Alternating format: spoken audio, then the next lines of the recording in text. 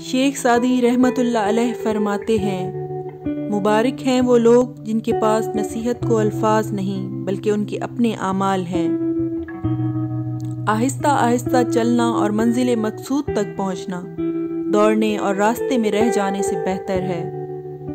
فتنہ انگیز سچائی سے مصلحت آمیز جھوٹ بہتر ہے۔ یہ ضروری نہیں کہ جو کوئی خوبصورت ہو نیک سیرت بھی ہو، کام کی چیز اندر ہوتی ہے باہر نہیں۔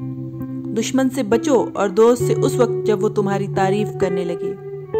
مال و دولت آسائش عمر کے لیے ہے، عمر اس لیے نہیں کہ انسان دولت ہی اکٹھی کرتا رہے۔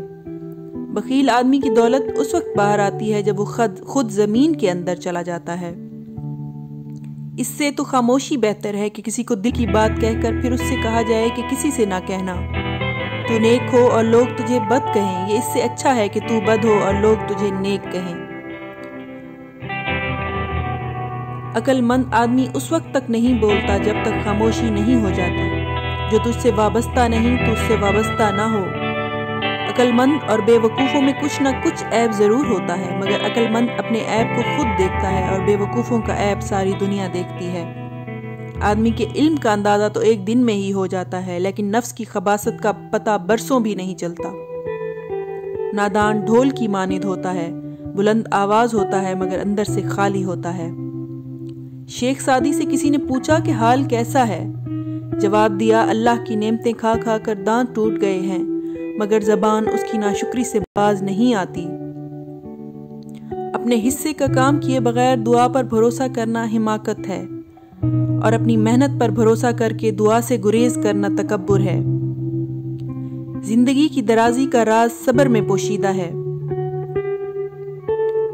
جاہلوں کا طریقہ یہ ہے کہ جب ان کی دلیل مقابل کے آگے نہیں چلتی تو وہ لڑنا شروع کر دیتے ہیں۔ اپنے اخلاق کو پھول جیسا بنا لو۔ آدمی کے جھوٹا ہونے کے لیے اتنا ہی کافی ہے کہ وہ ہر سنی سنائی بات پر یقین کر لے۔ مایوسی ایک دھوپ ہے جو سخت سے سخت وجود کو جلا کر راکھ کر دیتی ہے۔ ایسے دوست سے ہاتھ دھو لینا بہتر ہے جو تیرے دشمنوں کے ساتھ بیٹھتا ہو۔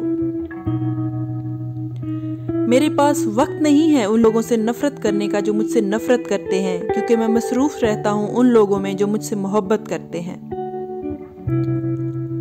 شیخ سعدی فرماتے ہیں، اپنے اخلاق کو پھول جیسا بنا لو اور کچھ نہیں تو پاس بیٹھنے والا خوشبو تو حاصل کرے۔